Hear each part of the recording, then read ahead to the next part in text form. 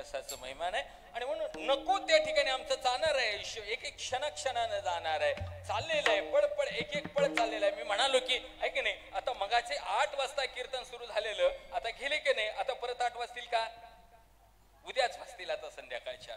पण आजचा दिवस नाही, तसं एकेका क्षणाने हे आयुष्य चाललेलं आहे. आणि जात असताना ज्या भगवंताकडे जायचंय आपल्याला, पण माऊली म्हणतात वाटे गमविले नरदेह, ज्याच्यासाठी पाठवलं तर तिथं आपण अर्ध्या रस्त्यामध्ये वाटेमध्येच आपण आपलं जीवन संपवलं. कसं संपवलं बघा, एका राज्यामध्ये काय झालं, एका राजानं काय केलं, त्या राजाला भरपूर शेती होती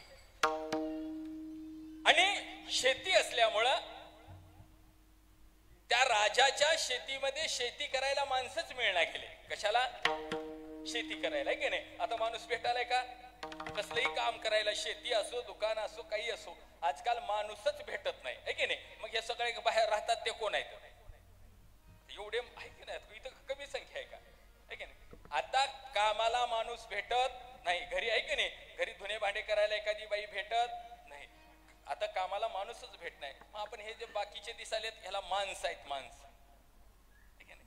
माणूस आणि माणसातला फरक आहे. संत म्हणतात आचारानं असतो तो माणूस, विचारानं असतो तो माणूस, दिसतात ती माणसं आणि असतो तो माणूस. आणि मग त्या राजाला माणूसच भेटत नव्हता शेतात काम करायला, सगळी शेती पडक पडून चालली, काहीच उत्पन्न मिळेना.